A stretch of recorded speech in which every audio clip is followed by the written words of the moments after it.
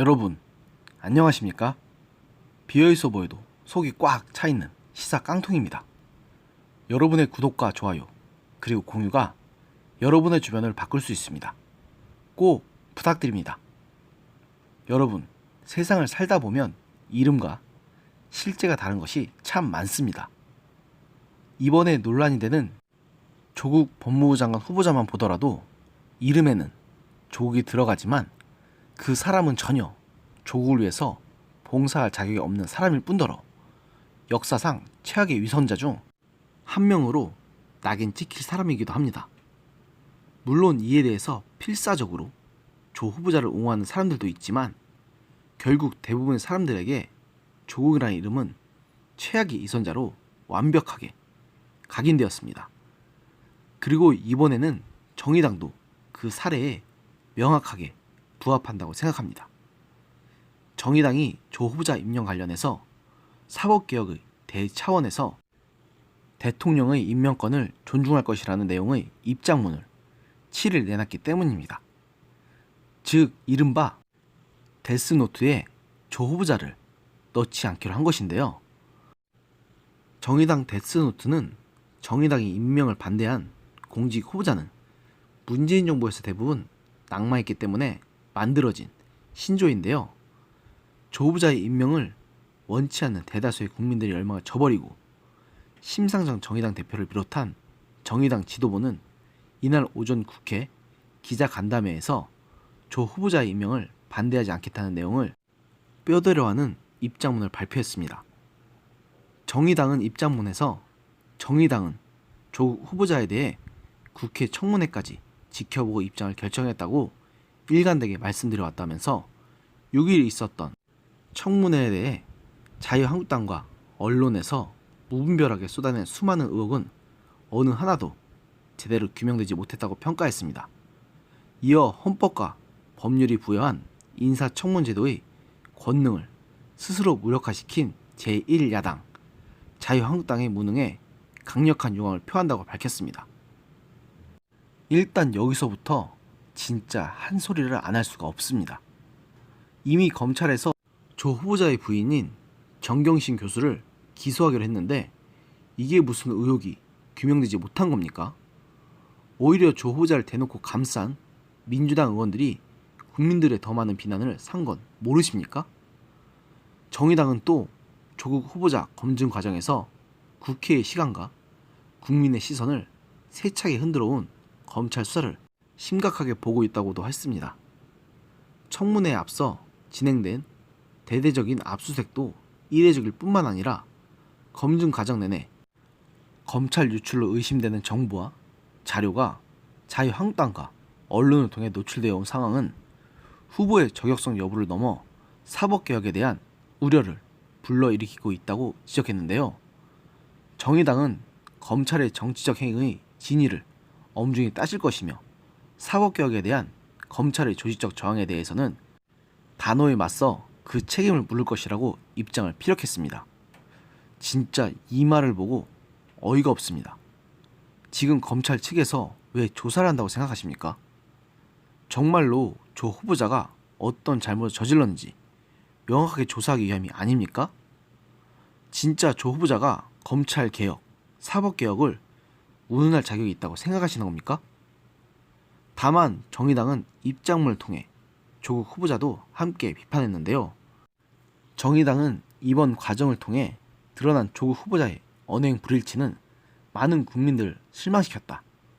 부와 지위가 대물림 되는 적나라한 특권사의 모습은 청년들에게 깊은 자괴감을 주었다고 하면서 많은 국민들은 조국 후보자가 확고한 사법개혁 의지를 갖고 있더라도 스스로 초래한 신뢰 위기를 딛고 개혁을 완수할 수 있을지 우려를 거두지 않고 있다고 밝혔습니다.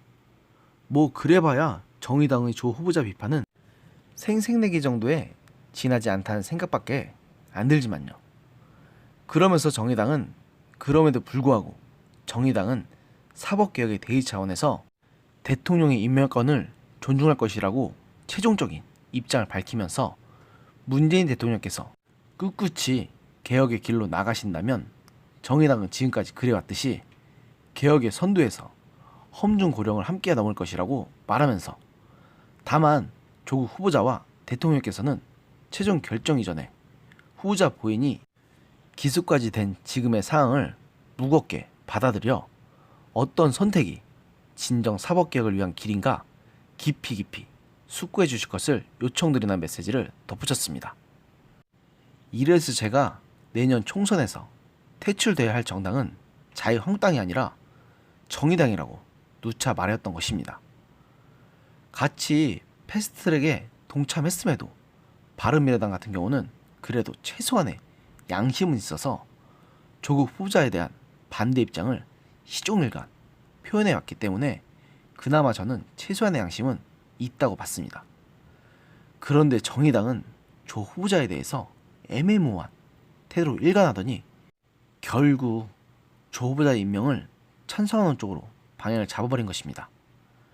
당신 같은 사람들이 정말로 정의라는 가치를 입에 담을 자격이 있다고 생각하십니까? 참으로 역겨움을 넘어서 구역질이 날 지경입니다. 이 때문에 하태경 바른미래당 의원은 7일 자신의 페이스북에 글을 올리면서 정의당의 데스노트는 죽었다. 데스노트의 자살 선언이자 정의당의 정당 포기 선언이라고 평가했습니다. 하 의원은 이 글에서 정의당이 조 후보자에 대해 대통령 분부대로 하겠다고 한다. 여당의 이중대라는 확실한 선언을 한 것이라며 이같이 적었는데요. 이어서 하 의원은 그동안 인사청문회에서 보여준 비판적 역할을 이제는 포기하고 대통령 눈치 보는 정당이 되겠다는 것이라며 이제는 눈치노트라고 불러야겠다고 비판했습니다. 그러면서 정의당은 선거법 패스트트랙에 목매면서 정의와 진보의 가치는 뒷전이고 오직 당리당략에만 치중해왔다. 오늘 조국 임명에 대해 대통령에게 줄 서겠다고 재확인하면서 정의당은 데스노트를 버리고 정의도 버렸다고 덧붙였습니다. 저는 이 말이 구구절절 다 옳은 말이라고 생각합니다. 최소한 야당으로서의 양심이 있다면 다른 사람은 몰라도 조 후보자만큼은 안 된다고 했어야 합니다. 이 때문에 수많은 사람들이 현 정부에 등을 돌리고 서울대와 고려대를 비롯한 20대 대학생들은 촛불까지 들었음에도 막무가내로 임명을 강행하려는 문 대통령과 이런 상황에서도 끝내 법무부 장관 자리를 포기하지 않는 조 후보자를 비판하기는커녕 오히려 동조하는 것은 결국 양심을 내다버리지 않고서는 할 수 없는 일밖에는 볼 수가 없습니다. 정의당은 항상 서민과 노동자의 편임을 강조해오면서 자유한국당 같은 보수 세력을 공격해온 정당입니다.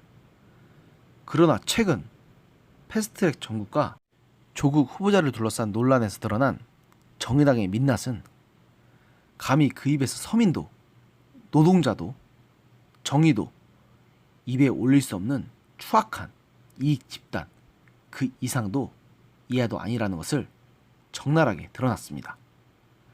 그리고 뇌물 수수 때문에 결국 극단적 선택을 한 노회찬 의원을 향해서는 이해할 수 없을 정도로 심한 미화를 하던데 저는 이런 거 진짜 역겹다는 생각밖에는 안 듭니다. 심상정 대표님, 당신이 누누이 내년 총선에서 자유한국당을 퇴출시켜야 한다고 하셨던 데에 대해서 퇴출돼야 할 당은 자유한국당이 아니라 당신들 정의당이라고 항상 맞받아 주었던 것이 생각납니다. 그리고 이번 일을 보면서 다시 한번 제 판단은 틀리지 않았다는 것을 확인하게 되었습니다. 노동자와 서민들을 기만하는 주제에 노동자, 서민, 정의 같은 말을 당신들 입에 운운하면서 표를 구걸하는 거 진짜 역겹기 짝이 없습니다. 당신들의 추악한 민낯을 이미 확인한 이상 긴 말은 하지 않겠습니다.